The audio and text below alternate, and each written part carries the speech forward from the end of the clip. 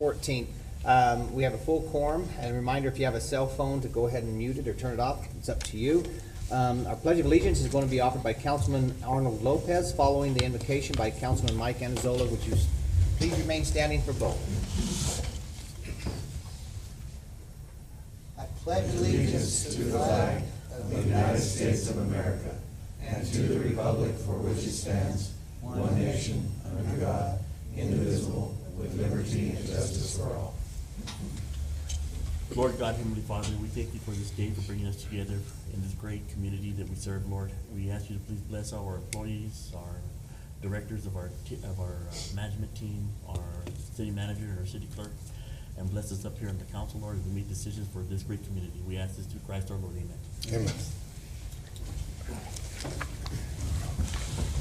Thank you, Councilman. Citizen comments on agenda items? None. It's going to bring us to item 7, which is our public hearing. A public hearing will be in compliance with the Arizona revised statutes, and it's concerning the Sawyer property rezone. Jamie?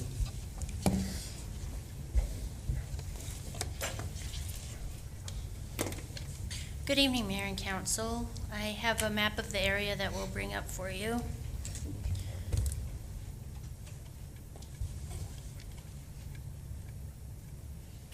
And we'll start with your CCF. So the red arrow points to a yellow hash on the map in your packet, which is the property in question. The Planning and Community Development Department is a receipt of a rezone application from Dennis Sawyer for Graham County parcels number 10218-032A and 10218-032B. The rezone request is from Conventional Manufactured Home District to General Commercial District. One parcel is used commercially, and the applicant would like to use both of them commercially. The purpose of this zoning district is listed, and I have options that could be there in that property. At the Planning and Zoning Commission meeting, the commission asked that we look at parking on the site, and so that has been included in your packet, photos for future parking. That would be determined on the use of the building. The applicant held his required neighborhood meeting, and those notes are in your packet. The Planning and Zoning Commission recommends approval of this application, and you have that written recommendation in your packet. Staff will present any parking questions and information you have on availability on the site to the council. It is staff's recommendation that Graham County parcel 10218-032A and 10218-032B be rezoned from Conventional Manufactured Home District to C1 General Commercial District for the following reasons. Part of the property has been used commercially for several years. The zoning of the surrounding vacant land may change when it is developed. The location of the property is on a very busy street and is conducive to commercial uses, and the rezone is compatible with the area. With that, I will stand for questions. Okay, so this is a public hearing, so public does have an opportunity to speak, and if there's anything from us to staff, we can go ahead and speak as well. May I say something? Yes. Hi, I'm Karen Ramirez Ragland, and my husband and I own the property that's just east of Sawyer's on 1122 West 8th Street. Our concern is, of course, if it is zoned commercial, traffic, parking, and that such thing. At the planning and zoning meeting, I just kind of want to double check because this could get ugly. They did make it clear that, like for instance, the example they said was, oh, because of the size and square footage and that kind of thing, that it couldn't be, say, a nightclub or something like that. My concern is just, what if right now it's zoned as this nonprofit, which my husband and I are totally, supportive of. I think it's great. But would there be a chance for later, maybe he decides to change it or sells it to somebody that wants to make it into sell metal buildings or something. And maybe there wouldn't be a lot of foot traffic through there on a daily basis. It was ordered online, but there may be semis that need to park there and that kind of thing. That's just our concern right there. And they kind of made it sound at the planning and zoning meeting that there was more to it than just, oh, today it's a nonprofit, ooh, tomorrow it's a nightclub. It wasn't going to be like that. But that is my concern and some of the other neighbors' concern in that area. So am I clear on that, that it wouldn't be just, it couldn't just switch over right away? Do we know? Jamie, you have an answer for us? Thank you. Yes, sir. There is a structure on the property currently, so if they chose to use that one, the parking would be calculated off of the square footage on that building, and an office space is 200 square feet per space, and they would also need one handicap space. As far as a commercial sales lot, they don't have enough square footage, so that would not be an option there. They wouldn't be able to get a business license. And their site plan, if they did demolish that house and/or add on to it, would have to go through the site plan development review for construction. And if they add much more on there, we can ask the engineering department, but I don't think they'd have much room for drainage and grading because their parking has to be paved. But to There- answer Karen's question, it does stay on here that clubs and private, and the letter S. So, I mean, if they fit the requirements and they offered some parking, they could do a club there if Sawyer's ever sold it, correct? Yes, and that definition means something like a club, not a nightclub. It would mean like a knitting club. Well, I say knitting, you don't mean that. It would be more of like he's using it for the Elks or the Moose, that sort of club. It wouldn't be a nightclub.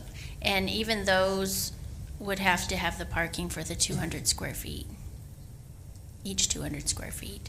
And if you'd like, I can show you the photos for the parking that is available on site. Okay. Anybody else from the public like to speak? Any council? The parking is the main concern. Yes, and you have photos in your packet. Would you, Councilor Lopez, Mr. Mayor, would you like me to pull them up so that you can see them? Sure. And what page? They're at the very end of your packet. Okay. Yeah, I want to see. So this building is in the rear of the property. You can see the fence line on the north of the property. They are, if they wanted to, they could remove that building. It's old and they don't use it. And the next one in your packet, you can see that there's parking in between. A parking space has to be 8 by 19 feet. You can see that there's paved parking in front of this existing structure as well. This is a photo of the existing business, and you'll see that there are 2 vehicles parked near the fence, and then I parked my vehicle in front of the building, and there's several spots to the east of that could be used for parking as well. And in between the 2 properties, because Mr. Sawyer owns them both, there is that much room for parking. You'll see that there's an RV and trailers parked there already. And this is the front of the current commercial business. So I know that it has, I'm in favor of this, but I am also in favor of listening to Karen's concerns, because there is a lot of traffic that is used on there, and I want Karen to understand also that we did have a work session last meeting, and we addressed a lot of that area as where it congests. So at that area there, it's still a little bit on the wide side, and then we slowly start to congest as we come into Minute Market on that 8th and 8th. And so we are aware of that, and we really want to get those widened, because I remember years ago when you made a concern about, you know, the semis going in and out, and I agree with you 100%. So, I mean, so noted on your issues and your concerns as far as that goes, but I do believe that, I think every one of us, I'm not speaking for all of us, but I think we do want to address that and try to get that street widened if we can. where it narrows down? I'm more concerned about 12th Avenue than 8th Street. Okay, 12th is this one? Yeah, 12th is north and south, Okay, right there. right there? Okay, Because the entrance to my house is off of 12th, not off of 8th. okay, gotcha. And, you know, I'm just envisioning what goes on over there by Ace Hardware, where they park the semi in the middle of the road, and I'm thinking, oh, good Lord, I just wouldn't want that to happen, or people parking over there. Gotcha. Anybody else? And once again, this is a public hearing, and so we're just going to have that, we'll be bringing it back again. Councilman McGoy, you have any? Well, I do have some concerns about the current parking. What did you say the spaces have to be size-wise? 8 by 19.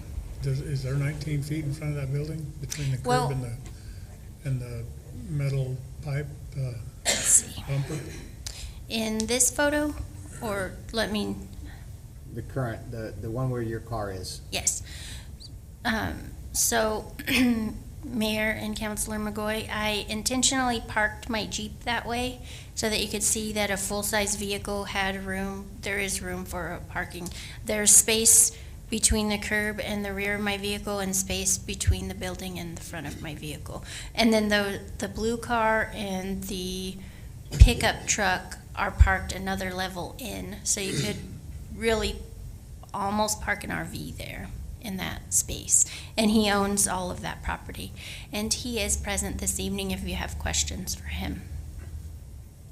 Well, I frequent his business, but I feel like I'm hanging out in the street when I do, so I just, Yes, and the blue car and the pickup truck, I could have parked in front of them also. So I think a longer vehicle would need to park where they are. Councilman McGoy, do you honestly believe that a semi could get down 12th Avenue? well, it could get down at it. Because I noticed that it's a cul-de-sac, and then they can turn on 7th Street, but is that street even wide enough? I'm sure it is. It's probably not wide enough to have a lane on both sides of it if it parked in the middle, like Karen said, but if they parked on one side or the other, I'm sure you could get around it. I don't know, one of the guys in here might know the width of that street, I don't. Lance, do you by chance have that? Measurements, looks like for a local streets, 36 feet asphalt. 36 feet of asphalt? It's just a residential street section, so they wouldn't have. So if cars were parked on both sides, then no, a semi probably couldn't get through there, not very easily anyway. If accepting this now, would we not have any leverage and say in parking in the future? Yes, Councilor and Mayor, what you're accepting now is the zoning of the property. You are not assigning a use to the property. So the use of the property would be determined by the owner of the property and what they wanted to do, and that would have to go through the full planning process.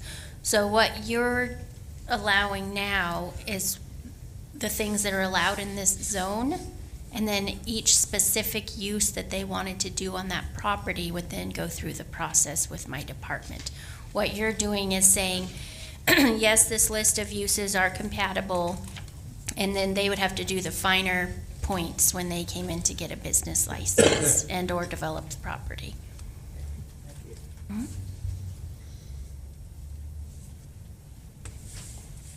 Go ahead. I do like to see them putting their current business into conformity, and I do like to see, I mean, I never want to tell somebody, no, you can't grow your business, you know. But I do, it is pretty packed already, so I would just ask that if this does go through, that you be vigilant in making sure there's room for everything and that it doesn't get too jammed up any more so than it already is. Yes, sir. That's my feeling as well. I'm supportive of them, and that's my feeling as well. I just didn't, they don't want to be a hassle. Anybody else? Once again, this is a public hearing, so going once, What's gonna happen with that? There's a little apartment or little house there on one side. on the left-hand side if you're on 8. Yeah. Those people, they're aware of what, what's happening to. Yes, yes, Vice Mayor and Mayor. All of the neighbors within 300 feet have received a letter. And the sign was posted on the property and it was posted in the newspaper.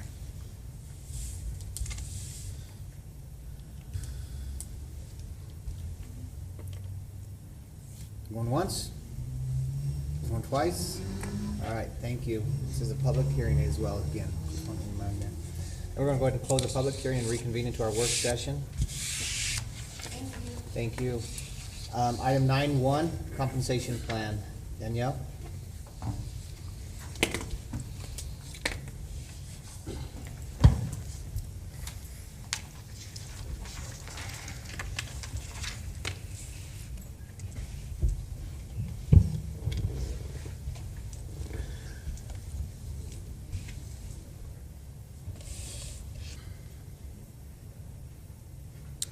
Good evening, Mayor and Council. This is a request for the Mayor and Council to provide discussion and direction on the procedures related to the compensation plan. The goal of this project is to establish compensation procedures that attract, engage, and retain employees. Discussion items will include what surveys, resources do we want to use for our market review, what cities and towns do we want to consider for salary comparison, and what % should be set for the annual performance-based merit increases. So first, we want to review what surveys and resources do we want to use for our market review. Recommendations, please note these recommendations are listed in order from most useful to least useful. The first recommendation is to use the most comprehensive salary survey in our industry, local government, and area, Arizona, which is the League of Arizona Cities and Towns Salary and Benefit Survey, released every January. This survey has a large number of respondents and will be a consistent resource moving forward. It is also a free resource and the main resource municipalities in Arizona are utilizing when setting their wages. The next resource is to also use local entities such as the town of Thatcher and Graham County to stay in comparison with local pay practices in order to retain and recruit employees locally. This information is subject to their willingness to share their compensation information. And lastly, to also use the GIMS 3.0. This resource is utilized by Arizona municipalities as a second to the LEAT survey, in which a large number of municipalities provide additional salary information not included in the LEAT survey. Any questions on those recommendations? Any thoughts? Do you anticipate using all three, or are you looking for? Yes, all three combined. Yeah. In that order, though, as you said? Yeah. Mhm.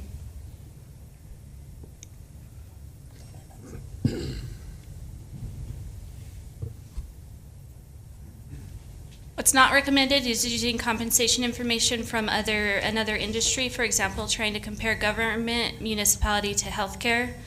The industry a company is in significantly affects the incoming revenues of that company and in turn what they can afford. What's also not recommended is using a resource that may not be available for future market reviews or constantly changing the sources used. Once salary resources are chosen, for the most part, they should remain the resources used moving forward. This helps to avoid inconsistencies in setting wages over long periods of time and major fluctuations that may result from varying resources. Any thoughts? Are you guys okay with those recommendations as far as the survey sources? No, but go ahead. I won't be, but go ahead. Did you have any other thoughts in mind as far as additional resources to use?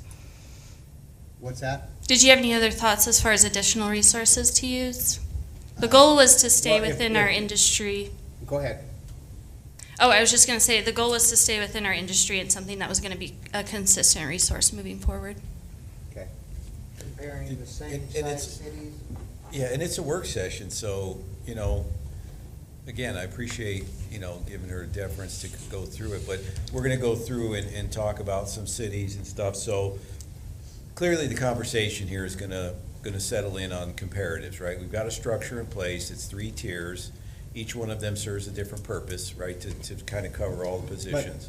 But my point, John, with this is, we've heard this, I've been on the council before, we've heard this forever. What's this? This, basically the same thing that we're talking about tonight. In terms of the comparison stuff? In comparison, which cities and which towns is comparison. Now, Right. the only thing that's different this time around is that you're asking us for input. Before, we never got the input. It was just picked, and then we went with that survey. Right. And so now you're asking us for an input Yes. from us. And, you know, I mean, my whole point is in salaries, or in losing employees. So you lose employees to people from or around here. That's my whole point. And so we gotta keep a close eye on to maintain employees of what's going on around here, because what's happening in Show Low does not concern me.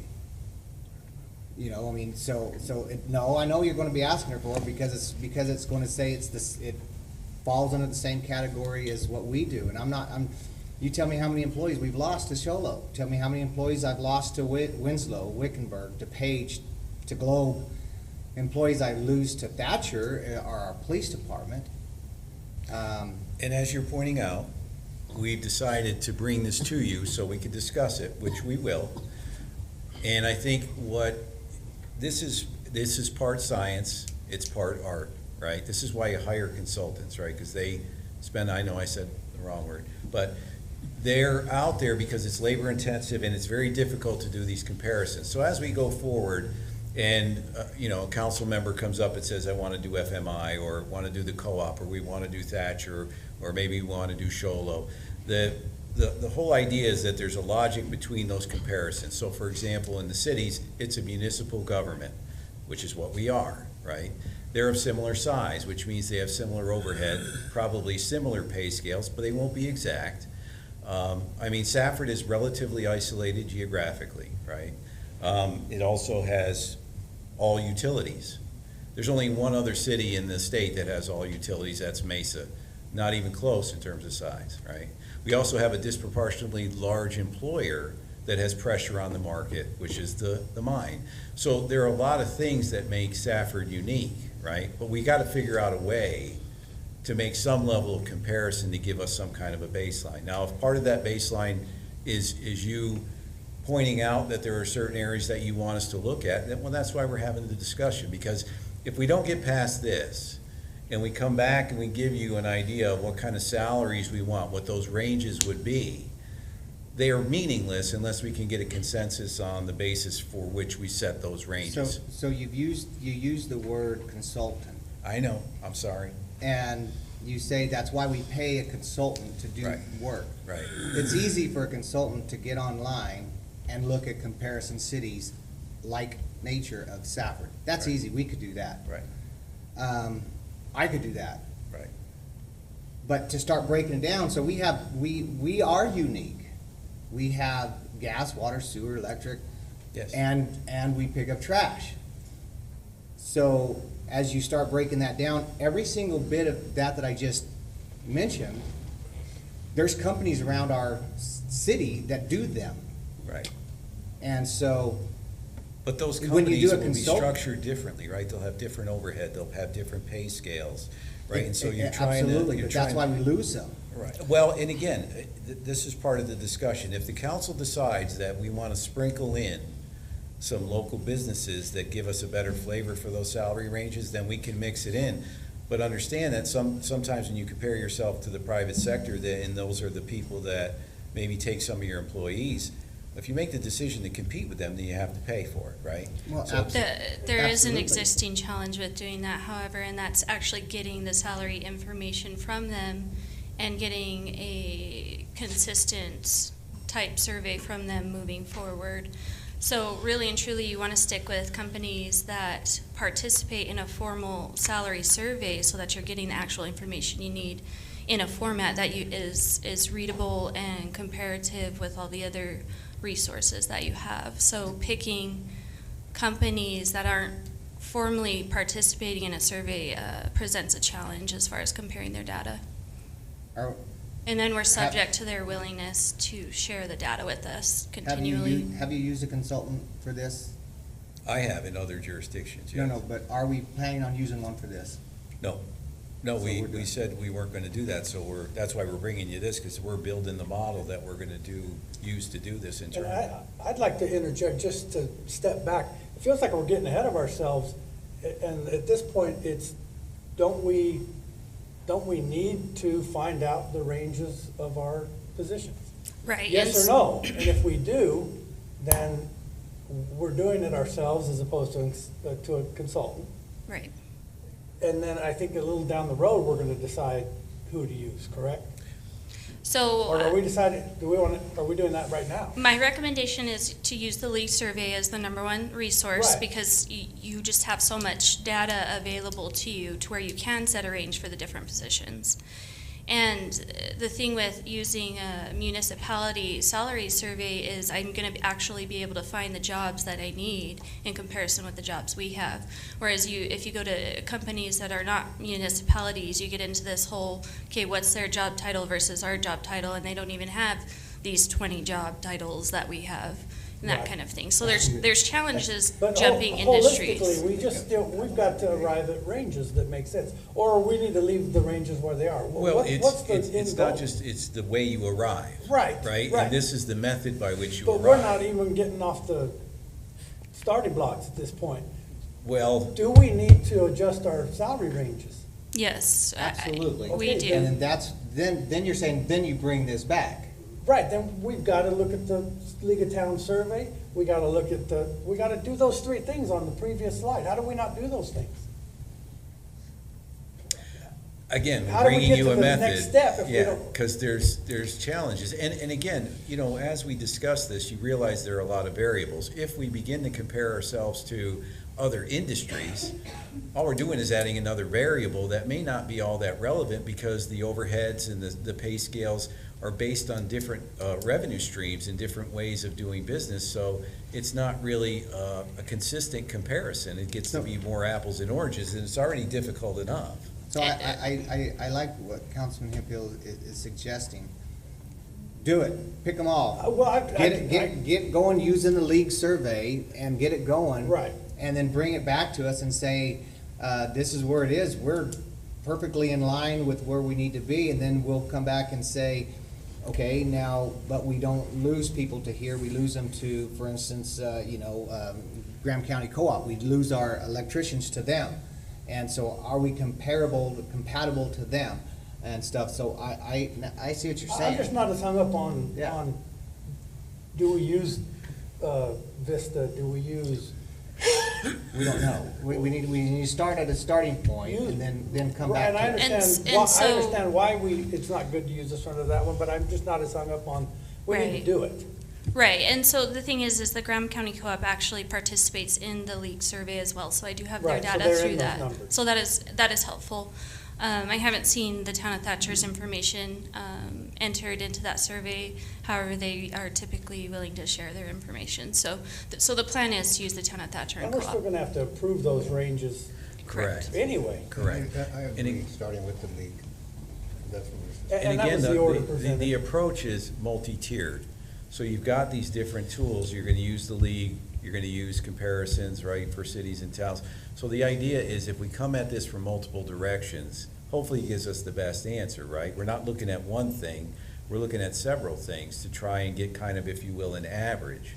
And if we do the co-op, which apparently is in the survey, they charge a lot more for electric than we do, right? And they have a different model than we do. And so if it's fine, but then when we come back and say, hey, you know what, we gotta do rate study, and your electric rates are gonna be reflective of the salary ranges that you pay, then they go hand in hand, right? One complements the other. So again, the whole idea of having this conversation is basically to have this conversation so that we understand the methodology and have some consensus. It is somewhat imprecise, but it's the nature of the endeavor that we're Well, engaged in. We are very unique, and as you said it, first of all, there's not too many cities that has a name for every single person that needs to be bumped up $5,000 or $6,000, so we change names constantly. We, well, I'm an HR1 certified, and then the next one is, well, I'm an HR3 or whatever. So we adjust those, how we need to adjust them to keep the people we need to keep, or to bring somebody in at a different tier. I get all that. So let's go for it, get it going, and don't etch it in stone, because, we're gonna play with it some more. Yeah, I think it's a good starting point, and I think it'll at least give us the information to say, hey, we're this far behind or not, based on the fact that I can come up with ranges Right, out of that we might have survey. ranges that are comparable and just stay where they are. Right. Correct. And the whole idea here is, are we building something that's reasonable? I mean, we can argue some of the nuances, but then we're not seeing the forest for the trees. Is the approach defensible? And then, like you say, once you come up with the salary ranges, you're gonna act on those anyway, right? The adjustments are gonna be there, and you'll see what we come up with. So again, it's very difficult to do. It's very difficult to get a consensus. Well, how about this city? Well, why not this business? And so again, there is some art to the science. Well, you saved $15,000 not going to a consultant, so See? surprised Bowman's didn't get a chance at that. There's not much more to compare it to. These cities are about the same size, same population, not all quite the same tax base. But our problem's been that we change every year. We keep jumping around. We stub ourselves in the toe by not adopting something and sticking to it for a while, at least 3 years. And once we adjust them ranges, every year we change. We try to come up with a different Now, idea, hang on. and it's Hang on, been Councilman. messing with us. You say we change, or is it recommendations that we change? I mean, I know I didn't come up with these ideas, so staff I change because I go does. with the recommendations and stuff. I'd like to come up with something, us and staff, that we can agree on, that Absolutely. we're gonna try to build on and tweak it as we go. We don't have many more cities and towns, none of them right there. Only Mesa, of course, has their own electric and stuff. The other entities, they don't have. But this is about as So- close as we can get. There is an important point on this slide that I want to bring out, so let's review this. So the next question is, what cities and towns do we want to consider for salary comparison? The recommendation is to choose at least 8 to 10 cities and towns that are comparable in size and population, such as the selection in this chart. But more so, when there are positions not listed with the cities and towns chosen, HR will branch out to additional cities and towns, keeping in mind the size and population. So this list here is obviously chosen by population, but if I can't find the information I need, maybe I branch out to 3 or 4 more to at least get a range. So it's not necessarily a rigid thing, it's just saying, okay, this is my basis, I found everything I could, now I need to go to additional cities to get some information. And this is So as John And- mentioned, it is an art, And the thing, Danielle, is to bring back who you used, and not just say, well, we're under, in this area, we're under. Just say, I picked, out of 12, I picked these 4, and here's the reason why I picked these 4. right, And then I'll say, well, you should have picked 5. right. Okay, I mean, right? And so You the might like point- vanilla, I like chocolate. so Right, I- and so the point of having 8 to 10 is because I know just from doing this at other companies that I'm just not gonna find every single job title. So I want a good array so I can find some data to give some type of range for each position. And like I said, there's an art to it, and you just gotta do what you can with the data you can find. And the problem we have, correct me if I'm wrong, is when we compare it to what's been happening, is we don't have a comprehensive structure in place currently that this would be if it goes through. This won't be going forward the same kind of shot in the Randomness. dark. So that- Yeah, and again, that's the point, right? The point is that we said, look, let's look at compensation in its entirety so that we develop a philosophy that permeates the whole plan. And then part of that is that we know that from a market standpoint, we feel like we're probably out of step, which is why you're getting such turnover. So we're trying to develop a model that says, what is the market, which is the mayor's point, right? Are we picking the right data points so that the market is one that's relevant to us? This is our version of that model. Right. We done kicking this can? Yes, this one. I know this isn't gonna change anything, but I'm just curious what kind of information we get out of our exit interviews, or do we get any? Yeah, we do. That's an odd question. We No, I offer, No, why are people leaving? What are they saying? Yeah, I mean, I just lost an employee to I a, think that needs to. I'll tell you, one of the top reasons is compensation. I don't want to talk about the other one. The other one's me. But yeah, their compensation is one of the biggest. compensation and benefits. Yeah. But I think we're moving in the right direction, especially with the insurance changes that we did this last budget cycle, so. So I guess the question is the approach reasonable? And then as we bring things back and we explain, you still have an opportunity to make some changes if you feel that we're out of line or if we missed something. But we have to start somewhere, and we can nuance this to death. We could pick a whole new list of cities, and, you know, again, we tried to kind of be logical and reasonable in the selection and the methodology, and then at least give us a jumping off point. Well, and also the thing is too, is if this comes back and we're way out of line, it's not like we can't just change it and fix it right today, because then we'll be in the red. So we can Right. say, okay, our game Right. plan is to be there within 5 years. So employee, just hang tight. Our game plan is to get there within 5 years. Because don't bring me a plan that says we're out of line and we're gonna get it all corrected in a year. That ain't gonna work, and that Right. won't fly. Although we with won't me. do 5 years, because by then we Okay. would have done 2 salary surveys. That's fine, but- but I'm just, two but salary yes, surveys. Yes, that's correct. You can't, availability of funds always has to be a consideration, right? So yes. And off of that, to add that we can approve this structure and this compensation plan, and then we still have to approve the COLA and the Absolutely. merit as Absolutely. we go Yes. forward. Right, And I'm when you hoping get that- there. I'm hoping that sets the step. And I hope we can separate those two going forward, that we can view the plan as the plan and not as the dollars. The dollars are gonna come Complete. after. Right, and the plan may be, more than likely, to the mayor's point, may precede, and to a point you made in a previous meeting, the plan implementation may precede for a year or two the COLA and Any the merit COLA or system. merit, right. Our So monies will go yeah. toward that system. I just hope we can look at the plan Yes. for its merits. And it always comes back to council. Ultimately, we're trying to let you know how we're approaching it. In the end, you will make the decisions, just like you always do. But we're trying to be as transparent as we can, because based on our research and our experience, this is a good model. We can tweak it if you want to, but again, you'll see this again, and ultimately, you're the decision makers. You will decide what we do. That's right. That's why we get paid the big bucks, huh? All right, sounds great. We're gonna go to 9-2. Did you get good direction? I still have a few more slides. Oh, you still have more slides. Yeah, we have one last question to go over.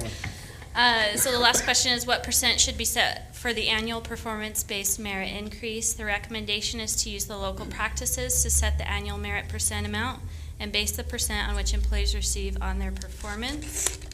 So earlier in the year, I reached out to the locals, and for instance, Town of Thatcher, they process both yearly merit increases and COLA adjustments. Merit increases are set at 2%.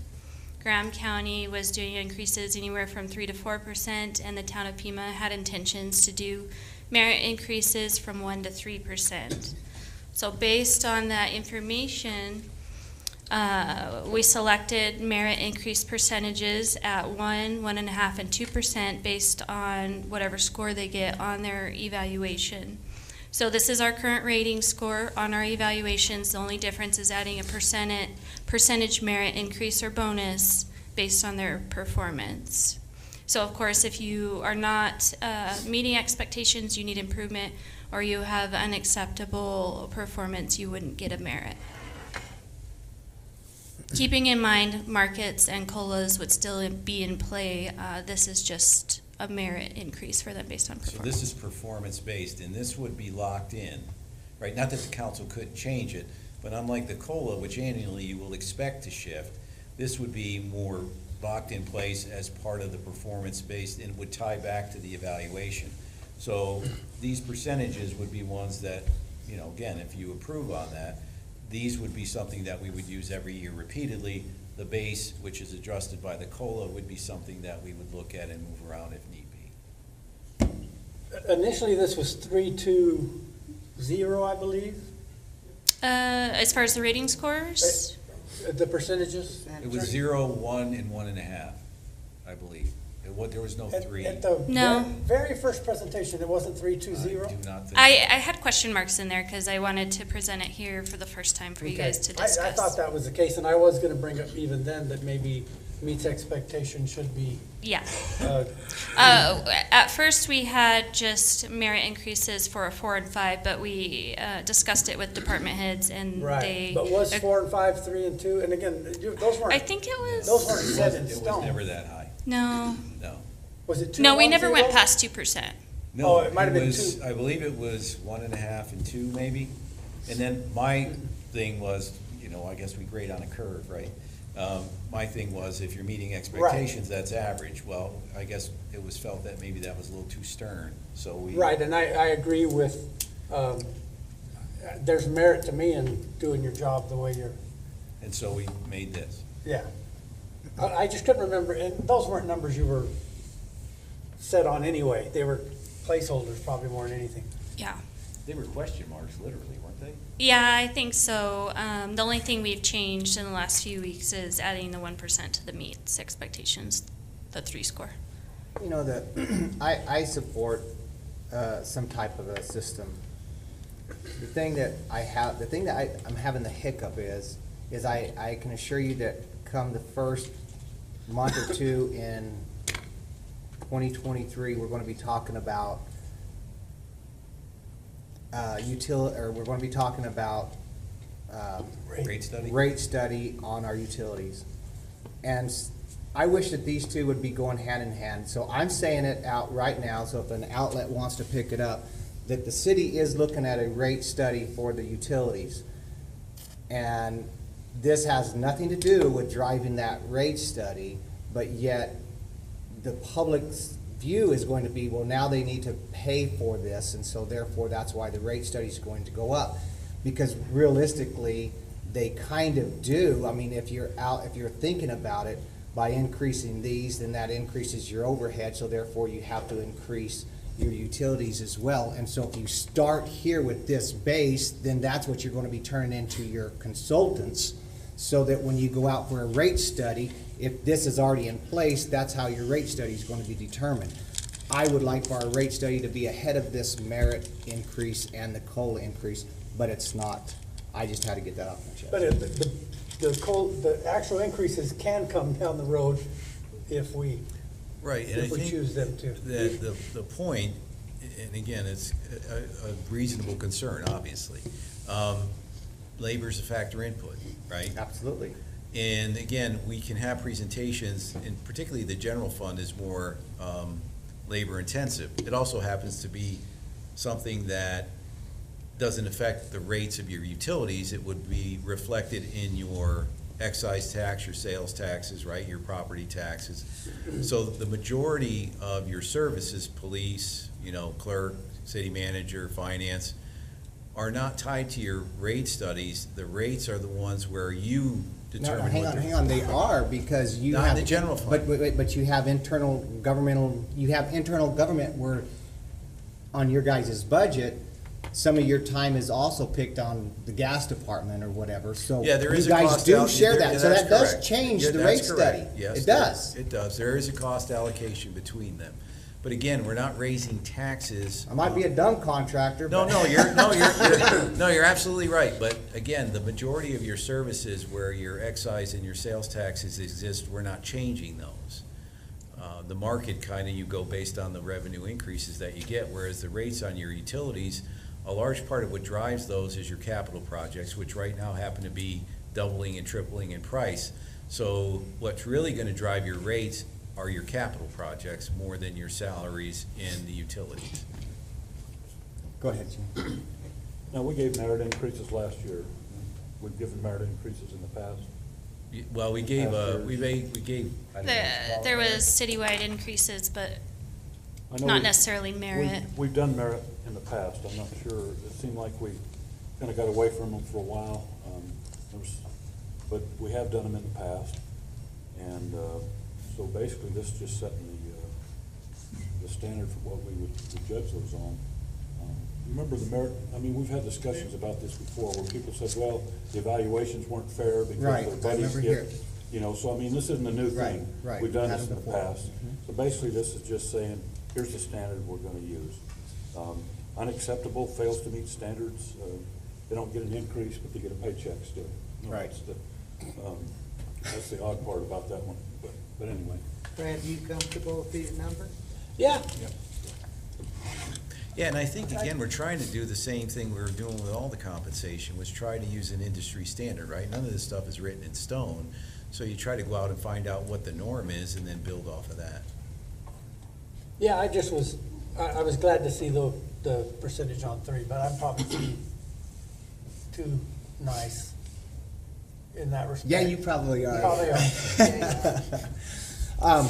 So did you guys just pick this amongst yourselves as far as staff, or did you guys kind of go to, I just a reached out. website to find these, the 2% and 1.5? I reached out to the local areas, and this is what I came up with, and then I had also reached out to the league, actually, and it was all kind of the same information. Most increases range from 1% to 3%. I figured 1% to 2% is reasonable, especially because we do have the COLA built in and the market review built into the new compensation plan. So taking all 3 every year to you guys for approval, I think is a pretty rich plan. So. Okay, perfect. Everybody good? Go ahead. We're moving forward. I have some questions, but they would. I want to hear them. This would string this out. That's what we're here for. What, if we were to pick a plan and stick to it, which I know that's not gonna happen, but if I came to work here at age 30 and I busted my tail for 35 years, when I got to 65, would I be making 70% more than average Joe in the department?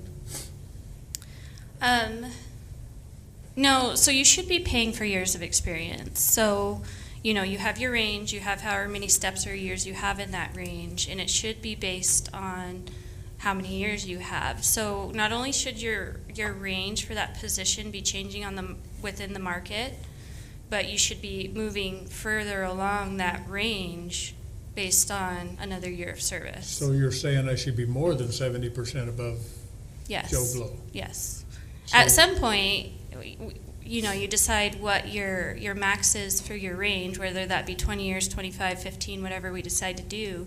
You hit the max on your range, and then you're considered red circled, which is a term we reviewed in our policy work session. And then after that, you get merit bonuses, so that you're not making an outrageous amount per hour that doesn't make sense for your position. But you should definitely be moving forward on that range until you hit the max. So are you saying you get one or the other until a certain point? You should be getting merit increases yearly until you hit the max. Right, so there'll be steps within the ranges, the way we're gonna build it. So there may be 15 steps representing 15 years. And so based on your years of service, you would move within that range. So even if you hired somebody in from outside, you'd say, well, they based on their resume, they've got 3 years, 4 years, so you wouldn't bring them in at the base, you'd bring them in at one of those steps. So if you're hired in for a position and the top salary for that position is $70K, and you get hired in at $60K, and you want to work here for 30 years, if that 70K doesn't change, you're only going to get, within that 30-year time frame, you can only get 10,000. Your range should move with the market. Your ranges. But the 70K would, Yeah. is or won't? It will. It should, yes. But at 2%. So like, for instance, we're gonna be doing, if we get our compensation plan approved, we'll do a market review every 3 years, and that range should change that 70K regularly, just depending on how the market comes back. So the range shouldn't stay the same for decades. Okay.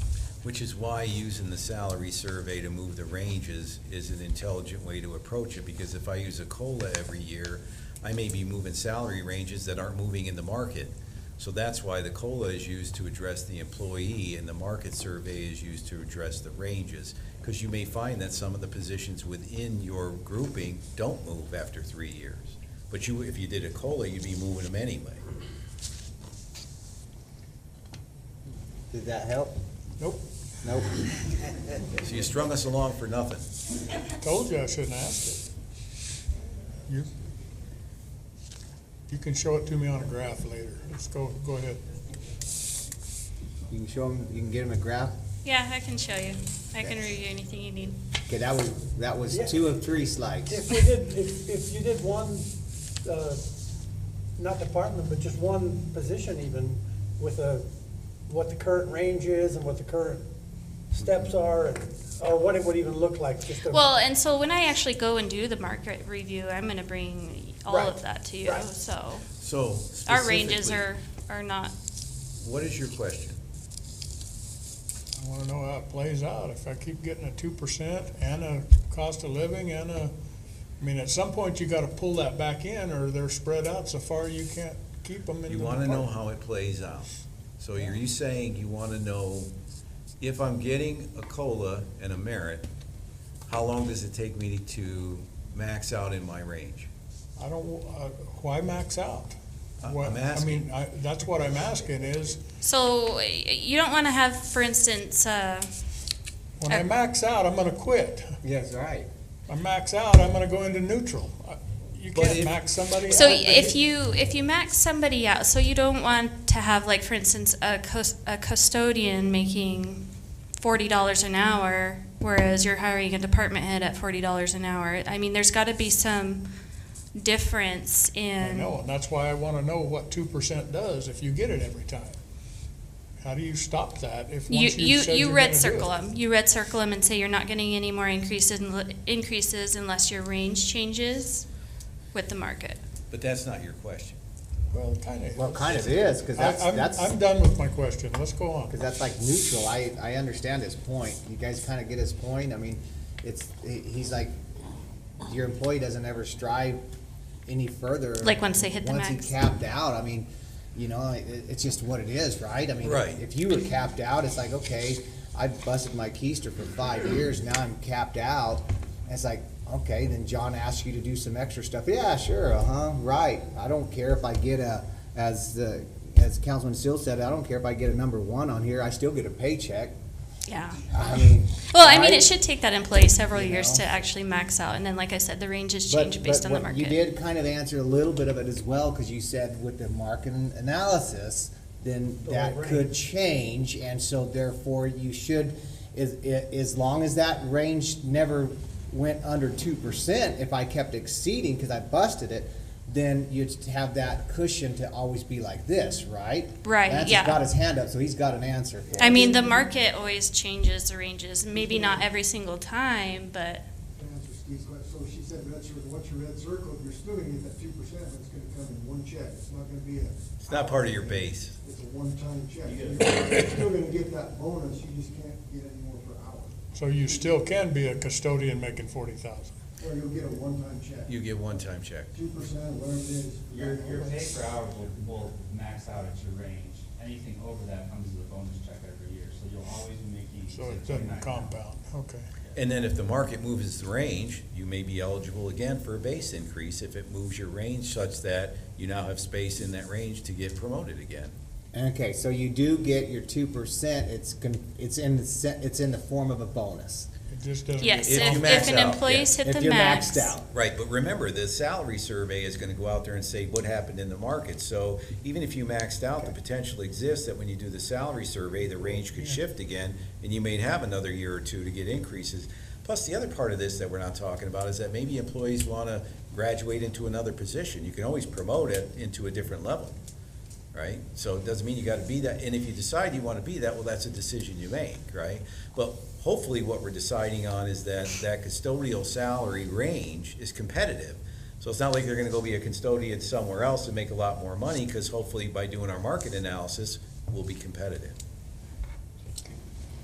Now, this chair has made me more tempered. So, Well, you're not supposed to say nothing. Then Yeah. stop right there. it's That's not right. there. So, but I just wanna make sure, I don't wanna talk about it either.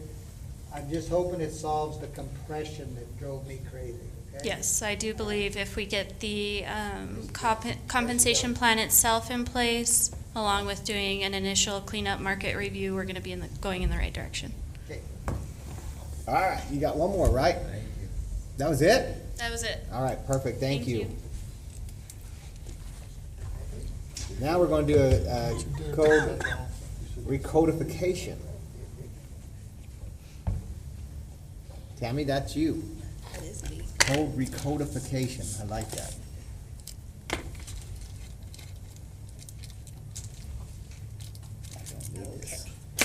So, Mayor and Council, this is a discussion regarding the City of Stafford Municipal Code recodification process. I did bring it to a previous council meeting for first read of the ordinance that will adopt and enact an amended municipal code for the City of Stafford. There was just a few questions on that, so I just wanted to open up this discussion. In the meantime, I did provide a PowerPoint presentation to kind of go through, hopefully answer some of those questions you may have. Just some quick background. The City of Stafford Municipal Code has not been recodified since 1999. It is recommended that it's done every 10 to 12 years. Within this recodification process, it does contain substantive changes to reflect current state statutes and legislative requirements on there. And some of those that was done is just the identification and elimination of conflicts, inconsistencies, and obsolete provisions in connection with, I got your tongue there, Jason. Within the Arizona revised state statutes. And so this presentation here, just kind of real quick, again, I just kind of put together a generic kind of what the city code is. So the city code is the collection of laws that have been passed by the city council. Ordinances are an individual law, statute, or regulation passed by a city is referred to as an ordinance. Codification is the process of consolidating your legislation of a general and permanent nature and organizing it into a logical and sequential code of ordinances. So just kind of a quick recap of what this whole process is. And so the recodification is a complete legal review of our code and the incorporation of all appropriation legislation. It is recommended that the city code is reviewed again every 10 to 12 years, and Stafford Code has not been recodified since 1999.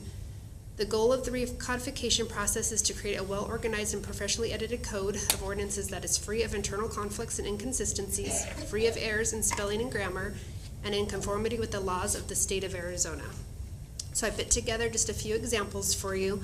So currently, what the code does read in this section here, which regards council meetings, if you see in A on the current, it actually spells out when we have them, as opposed to in the new code, the recodified code, that is actually set by state statute on there. And so it just reflects the state statute that it refers to, and at the bottom again just references the state law for council meetings and which state statute that is on there.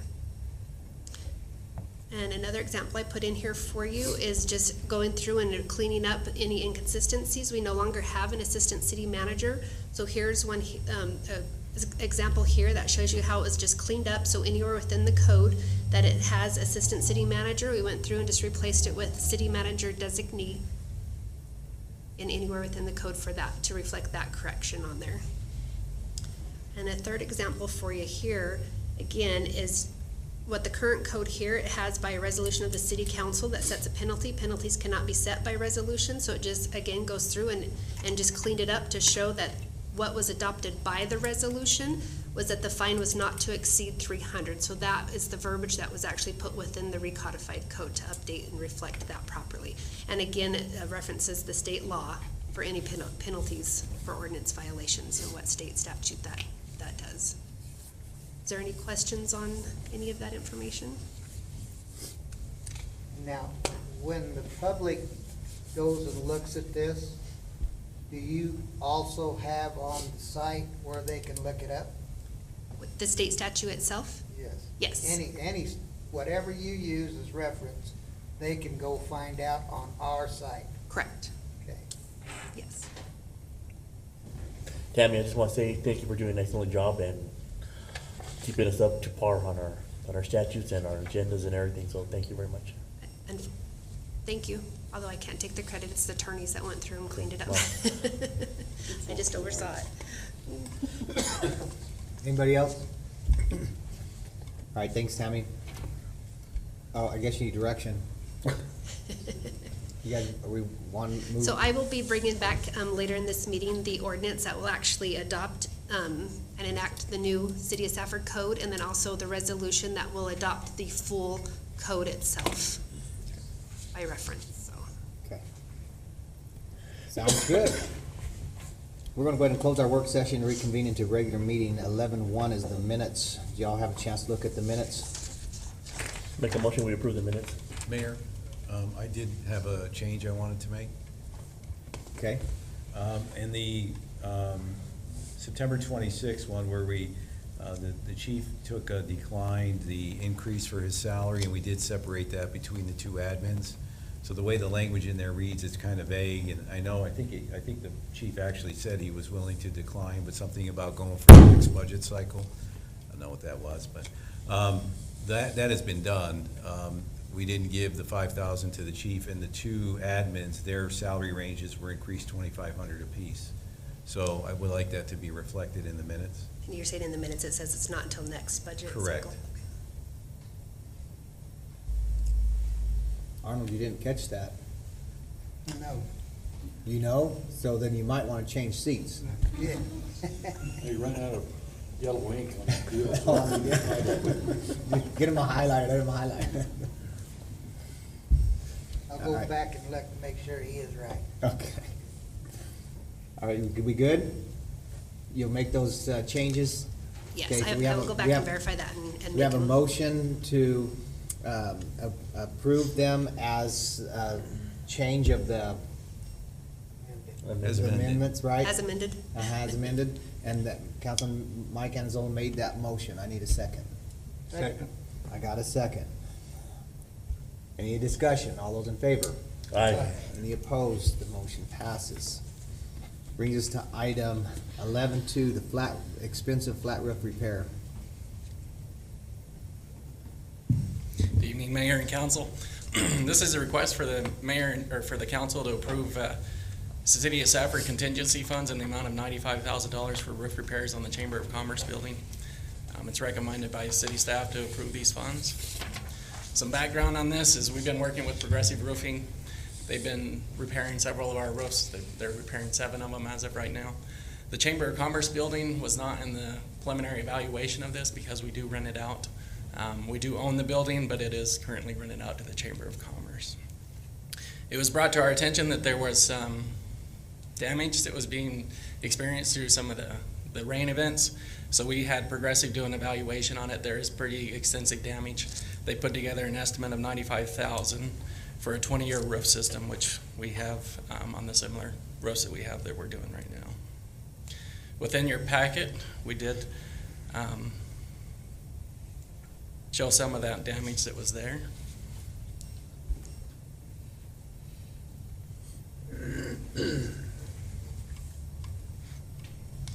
You probably should have got on the roof and took pictures, because that ain't $95,000 worth of damage right there. If I can pull it open anyways. Getting dizzy.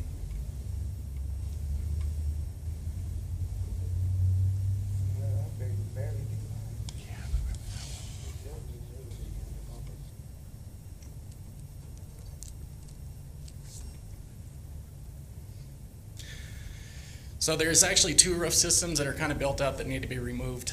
This is some of the damage that's looking towards the southwest of that building. Most of the damage is experienced on that south wall. There is, so Progressive got up there, they did a core sample on there. The OSB is damaged. They put some of that in their pricing and cost to replace some of that OSB that's underneath it. You can see that it's kind of impacted. It's going into the wall internally right now. They're starting to see some of that water retention behind the paint, and that's kind of manifested in this bubbling, some of the damage that's kind of being seen on it.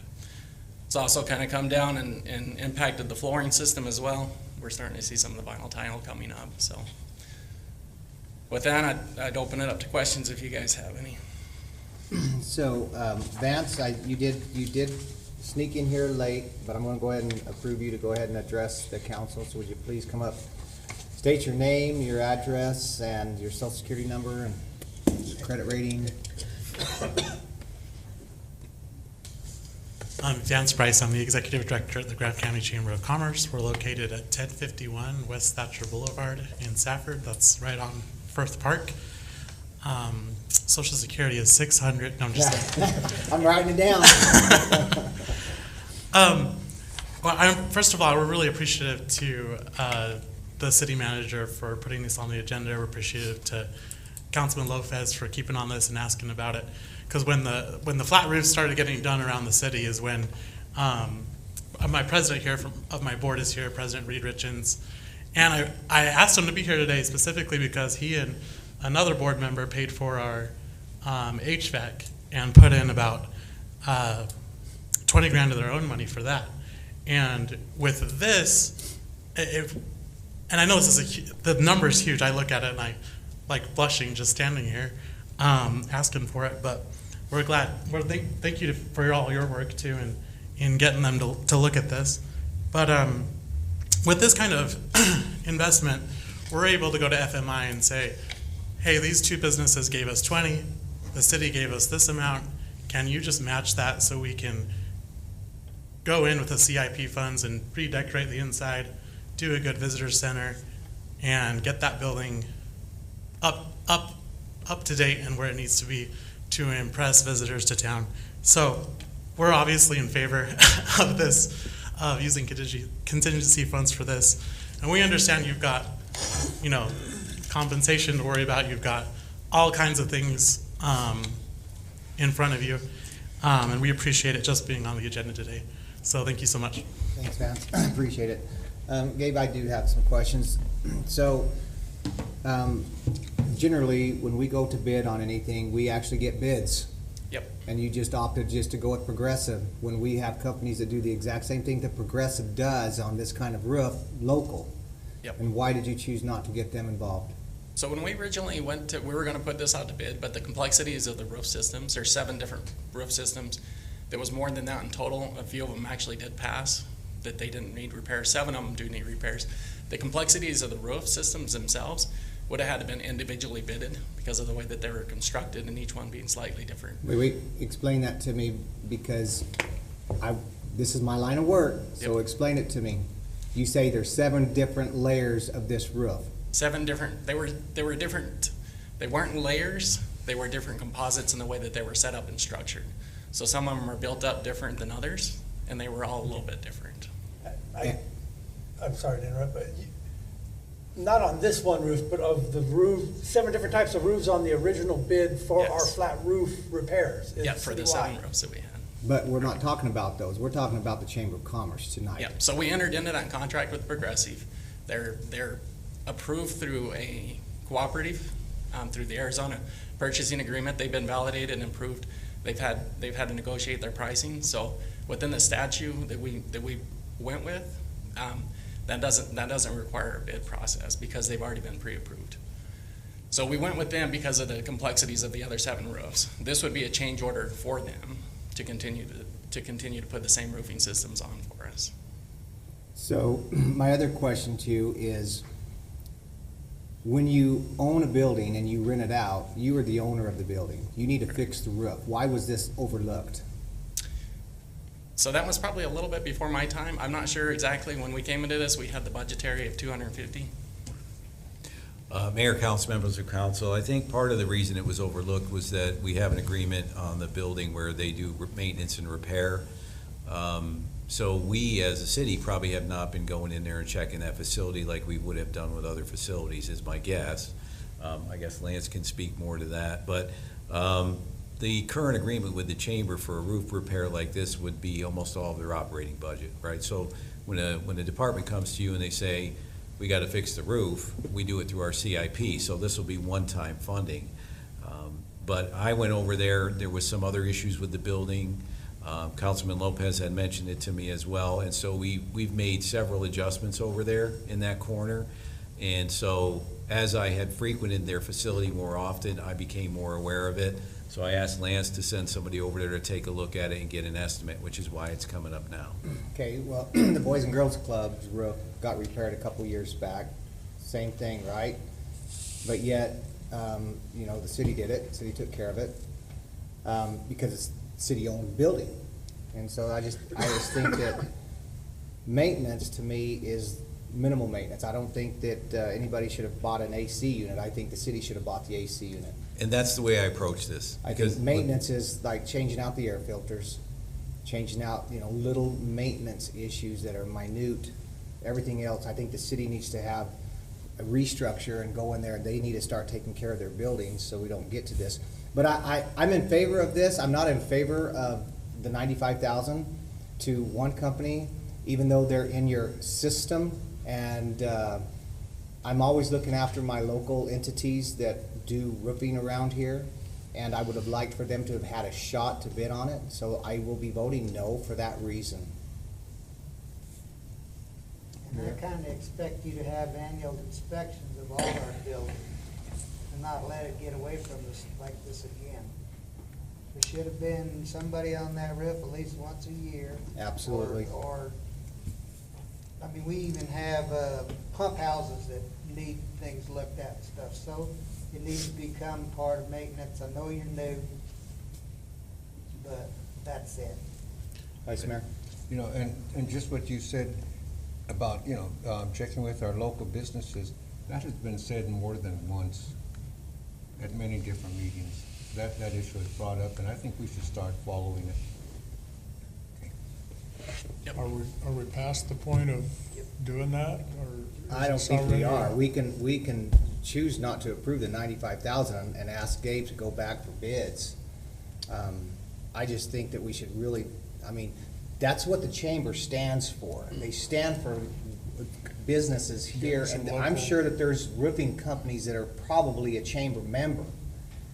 I don't know that for a fact, but man, I mean, you gotta take care of your local businesses first and foremost and give them an opportunity to come in and bid this, and the only reason why I have such a heartburn with it. I understand the kind of roofing material that they're gonna be using. They're gonna be using that rubberized roof coating, which is basically is like a swimming pool liner that goes on it. I get all that. But Gabe, I'm just asking you. How big is that building? $95,000 big. That sounds huge to me. Go ahead. I understand completely the reason for this company with the different roofs, the 7 different types of roofs that were needed to be fixed. This one by itself, though, do you envision that the local companies would have any trouble? We can absolutely, if it's your guys' desire, we can take this out to bid. It'll obviously add more time to the project by the time we get the bid package together and out. That's assuming that somebody will take it. Thank you. The last few times that we took something to bid, we haven't received bids on them, right? So we can do it, absolutely. You could table it and we'll. Yeah, I agree. It's a one-off Now, kind of thing. the only question I have for the clerk is if we table it and we bring it back as a completely different item, that's not really tabling it, so we should just. Just vote it down? I'd say vote it down, but Yeah. instruct them to take it out to bid. Would that be Yes. more? So- as possible. Yeah, so if you vote it down and for any reason you do want to bring it back as the same item, it can't come back for 6 months without 2 council members. Like, that's my question, though. If we bring it back as having gone out to bid, That's a is it completely the different same item. item? It No. is not, So, no. so I think if they vote it down, we go out to bid, we're Yeah, good. Yeah, because this is to approve the 95,000. Yeah, I And move we then the item you brought don't back would be for approve the bid. 95,000. Okay. So again, just so we understand, if they vote it down, and then we come back with something we went out to bid for, it's not bringing it back, it's a brand-new item. Correct, because the thing you would be bringing back would be the approval of the bid award. Okay. I have Not a- for the I have a- 95,000, which is tonight's I have a item. motion on the floor, and so and then Steve's got a. Go ahead and get your second, then I'll. Yeah. I have a motion on the floor Second. to not approve the 95,000. And I have a second. Any discussion? Yeah, can you hang on to that bid, or do you have to rebid it with them also? I'm sure they'll want to They'll want requote to rebid it, it. just like everything else with materials and stuff. They're here and on So site. there's a possibility that if we're It could go wrong, up. it could go up. Absolutely. Okay. And I guess just kind of bring it all back together, right? When Progressive came in, we did 3 roasts that were downtown: the city hall, the fire station, and the magistrate. It was covered through insurance. So we know that for price comparisons and stuff, they've been relatively fair, at least with regards to the insurance claim as well. So they've matched up pretty well with what the insurance So you're damage getting the was same saying. price per square that you did on everything else? Correct. Yeah, I would just like parents to have an opportunity, and as well as other local entities that have. So I have a motion and a second to not approve the 95,000 on bid. Any more discussion? All those in favor? Any opposed? Motion passes. Arnold, do you want to explain your no vote? No. Okay. Bring us to item 11.3. Purchase of 2 sanitation trucks. One's got Mike Anazola's name on it. Thank you. I'll get into that in a minute. Good evening, Mayor and Council. This is a request for the Mayor and City Council to approve the purchase of 2 Peterbilt Model 520 trucks with curb tender power pack sanitation systems from Short Equipment. Out of Phoenix, Short Equipment is approved by the state of Arizona as an approved state contractor number. City, and if you remember right, I've brought you the same motion for 1 truck back in January. So a little background is we currently have 4 side load trucks. They're used pretty much every day. 2 of them are 2011s and one of them is a 2013. And they've outlived their useful life and they're constantly being maintenance problems. So back in January, we was actually quoted some over a year wait for new trucks. We did make the order of 1 truck back in January, hoping to receive that in January of this year. Prior to, or just after submitting the CCF last week, I was notified by the vendor that we approved the purchase from, that they want to cancel that PO because Peterbilt cannot provide the truck to them. So that being said, I'll get onto that one in a minute. This was for the 2 trucks from Short Equipment. We did find that these prices are meet the requirements of the bidding process. We did estimate fleet budget as a budgeted $780,000 for the purchase of 2 trucks in this fiscal year. Financing was planned for these 2 trucks, and it'll be bid out and brought to council at a future date. So moving on to there, so let me just kind of clarify something. Contacting Short Equipment, working with them, finding out that our other truck had been canceled. Short Equipment had 1 other vehicle available. Told them I want all 3 of these trucks tied up to the city of Safford. I will be bringing back another item at the next council meeting to re-clarify that first truck. Reallocate those funds to Short Equipment. There is a price difference, of course. As you well know, or may not know, things are hard to buy right now. Things are very hard to purchase, hard to get. I actually had, in previous times, we would have finance go out and get quotes for financing, get approved for the financing. I would have the quote that was good for 6 months. I'd bring you the financing option, say, here's the purchase, we want to buy it. I did that with Cabrina.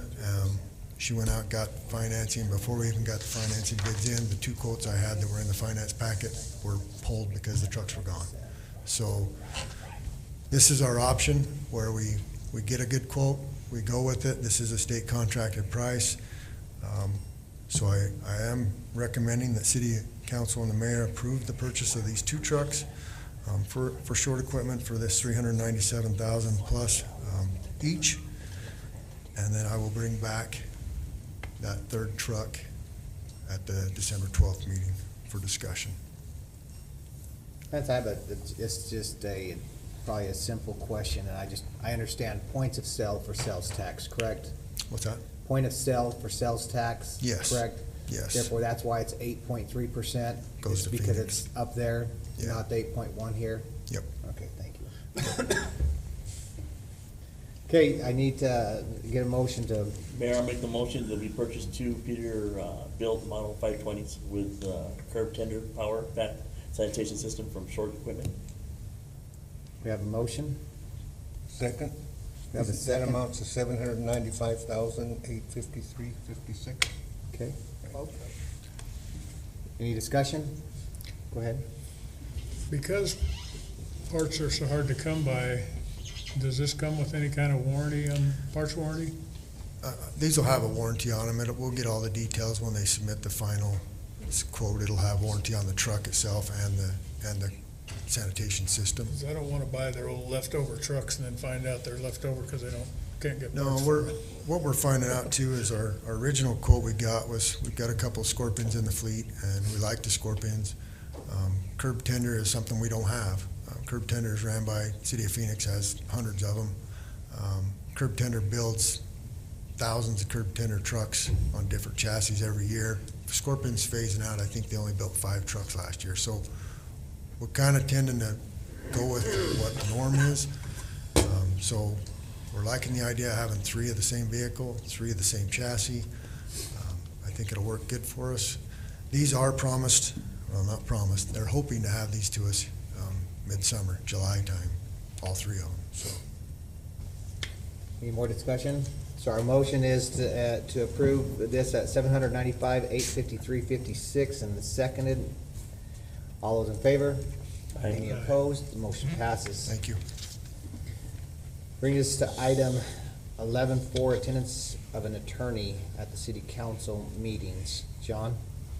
Good evening, Mayor and City Council. The purpose of this item is to facilitate a City Council discussion and seek direction regarding the requirement that legal counsel be present at City Council meetings. Again, this would be remote. I'm recommending that we do this. We've talked about it before. There's money in the budget for it. I'm not going to go through and read all the text that I wrote, but the idea was to impress upon the council the complexity. I mean, we're dealing with an organization that has 148 employees, and it's a $74 million budget, and there are all manner of items and complexities and laws that we deal with on a regular basis. My experience, again, is that, organizations of this size with this amount of activity, and again, ours is somewhat unique in that regard with having all the utilities, that it would be beneficial to have legal counsel present at our council meetings to answer questions. And again, it doesn't mean they're going to speak every meeting, but there are times when we've had some issues with process, and you never know on a given issue if they can answer questions that are council seeking further clarification that maybe staff can't provide. Okay. John, we do currently have this in our budget. Yes, sir. And off the top of your head, I will not hold you to this number. What is this number going to be a month? I don't know. You figure you've got let's say you have 2 meetings a month at 2 hours apiece, and it's what, $250 an hour, so. Okay. But I mean, there is money in the budget Yes. for an attorney to either be present or Correct. Be online. And it would be telephonically, Right. right? So yes, they wouldn't be coming physically. I think that, I think it's great, a great idea, it's a great opportunity for us to have clarifications if we get there to where it frees up our clerk from having to, make a decision. This comes from an attorney and this is from the same attorney that we currently are using, so, I mean, it would be through, in other words, we're not just bringing somebody in, this is one that's tied into our current city attorney. Correct, and it's in his budget, so it's budgeted within his So budget. I'm in 100% in favor of it. I'm 100%. I'm 100% with it too. Overdue, yeah. I do have a question. I'm in favor of it, but I just want to know what are we already spending on a lawyer? I think for, Because I keep hearing that everybody and anybody calls him once a week already. Is well, that Mayor gonna slow down? Councilman McGoy, we do use our attorney. It is a litigious society, and we are a bureaucracy that has plenty of laws, rules, and regulations that we go over. So every time a resolution appears before you, Bill has to look at it first. All our IGAs will go to Bill. We'll have conversations on any number of topics, the airport. So none of that's gonna change, but we're just gonna add this extra $12,000 worth. That's correct, Okay. and it's already part of, in fact, I double-checked it tonight. It's in there, and we put it in the prior year's budget. I didn't press the issue, but given some of the things that we're working on, I thought maybe it's time to do it. So yes, it's in there. And That's probably money well spent, if it keeps us out of a.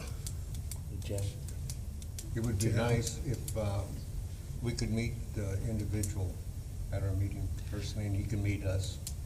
Mayor Counts, Vice Mayor Ortega, I think that we probably could have Bill come down and just introduce himself for that purpose, at least for one night. Well, we know Bill. Yeah, Yeah. we want to see the one that's going to be representing us on the telephone line. Well, it will be Bill. Oh, it will be Bill? Yes, sir. Wow. Okay, well, we know him. We just got to keep him from talking, so it'll save us money. That's why we put Councilman Lopez close to the phone.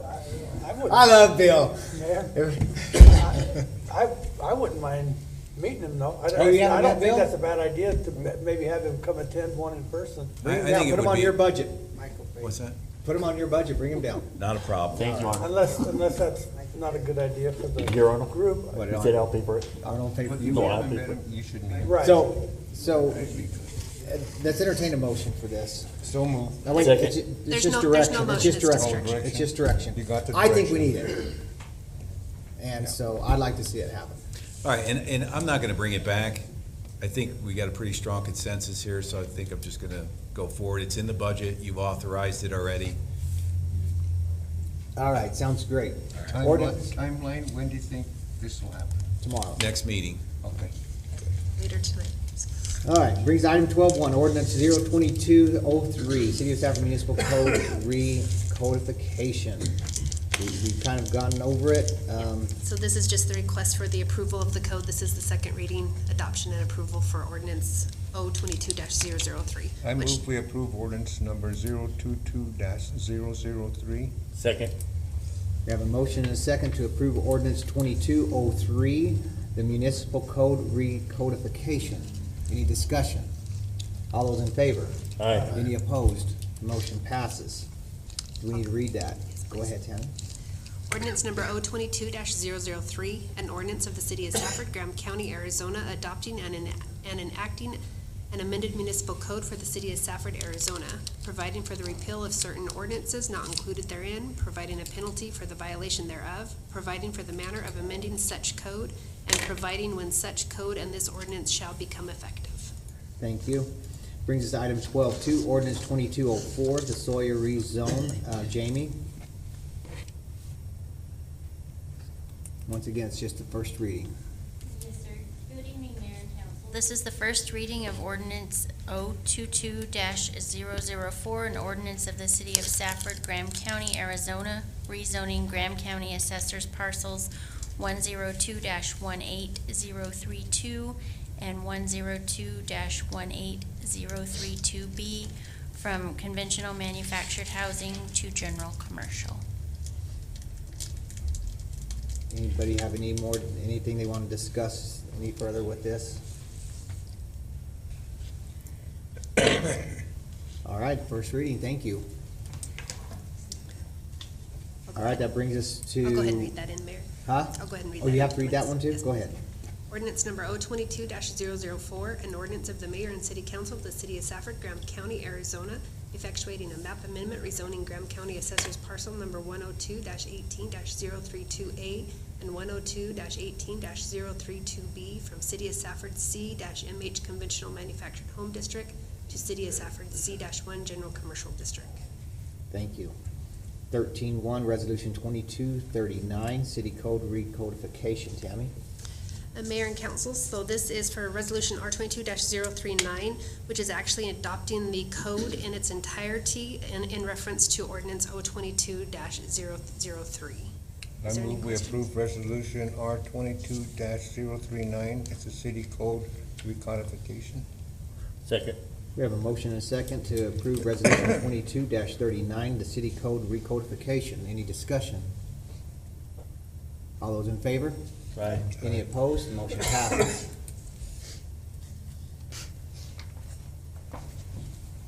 Brings us to resolution 22-42, Sorry, Mayor, let me read, I just need to yeah, read that in. you wanna, Resolution you number looked at her, as I thought, maybe we're gonna pass the buck now. Resolution number R22-039, adoption by reference, declaring document a public record. Resolution of the City of Safford, Graham County, Arizona, declaring as a public record a certain document filed with the city clerk entitled City of Safford Municipal Code, Safford, Arizona, pursuant to ordinance 022-003, amending the City of Safford Municipal Code. Thank you. We get ready to read one more. Resolution 2242, education assistance policy, police service commitment. Danielle? Good evening, Mayor and Council. This is a request for Mayor and Council to approve resolution number R22-042, a resolution approving the revisions to the HR Education Assistance Policy. The revisions below have been added to the current Education Assistance Policy to address a new schedule of repayment. If new police recruits resign or terminate within 36 months of completing the academy, they would be required to repay the city based on the schedule listed, 100% repayment if employment terminates for any reason within 12 months or less after completing the police academy, 75% if employment terminates for any reason after 12 months but prior to 24 months, and 50% if employment terminates for any reason after 24 months but prior to 36 months. The recommendation is to require new police recruits whose attendance in the police academy is paid by the city to reimburse the city based on the above schedule. You have any thoughts? Mayor, I make the motion that we approve resolution number R22-042. I just had a question. We can wait for a second, or should I ask? No, you, I apologize for not double checking, but, I was one of the ones who mentioned this, so I'm in favor of doing it, but, what if somebody is terminated for, like a reduction in force or some situation that's maybe not, we wouldn't consider at fault? We didn't mention that in the policy, actually. We just put in if they resigned or were terminated. So I would assume that would be an exception we could make, especially because we have built into our policy. I don't know how everybody else feels, but again, as much as I am for this, if it wasn't for cause, and it was our decision to terminate within that span of time. Right, and actually that would be in conflict with our compensation plan, because we actually wrote in there a Right. severance pay for reduction in force, so. Yeah, I don't know. I don't think So we this. could amend, I think, can't we? I'm sorry. Could you suggest an amendment now? hang on, To the policy? the discussion was Yeah. for the motion anyway, I'm sorry. She asked for it. It's already in the compensation plan policy in that regard, but this just specifies for resignation and termination. So did you want to have something change If before? if we don't need it, we don't need goes? it, but again, I'd hate for I would somebody. prefer it, Mayor Councilman Hemphill. I think, even though it's in there, I think for this particular policy, I would prefer if we put something in that if the employee was a result of a downsizing, that they would not be held accountable for repaying us at Right. that point. So he can amend his Yeah, motion. she asked for discussion real quick, and Mike jumped real quick, and so I'm not gonna let that motion go yet until that was what happened here. Well, So- I think you could amend Well, he Mike's can, motion he and can. vote on the amendment. So do you guys, you like what Councilman Hemphill just brought to our attention? I do, yes. Okay, so Mike's going to amend his motion. I'm gonna amend my motion. And your motion is that we are amending this motion, that it's also going to be spelled out that if from downsizing, I'm trying. They would not be held accountable that if it was a result of a would not be held downsizing. accountable Right, for compensation back, correct? correct. Okay, Yeah. that's the motion on the floor. That's my motion. And that's really slow, slowing it down. Sorry, guys. That's all right. I need a second. No, it's a for good that. ad. I'll second it. Okay, we have a motion and a second to add that in. Any more discussion? All those in favor? Aye. Any opposed? Motion passes. Now, hang on, before you leave, I'm emotional. and then you'll read it. But could we get that back sent to us with the changes? Yes. So whenever we do that and we make a change, let the council see what was said, so that we don't come back to you in a year from now and say, that's not what we said. Sure, yeah. You understand what I'm saying? Yeah. All right, perfect. Go And ahead, Mayor Councilman. Couts, am I not mistaken, this as a policy, won't it go out to them anyway? Yeah, so I emailed the policies out to all staff, so Okay, you get just these. highlight it, because sometimes I just scroll through those. Sure. I'm not gonna lie to you, I'm just Okay. being honest. All right, thank you. Did he restate his motion, or did he? He admitted his motion, So did we vote on the amendment? yes. Yes. Then we need to vote on the motion as amended. Then that's why an attorney would be great to make that happen. That's why we need one. I move that we vote, that we approve the original motion as amended. Okay, and a second. I'll second it. Any more discussion on that? Don't Any ask me more what motions? just happened, but all those in favor? Motion passes, thank you. Thank you. Woo, got that one down. Go ahead and, now, you gotta put that all together, Tammy, and read that. Go ahead.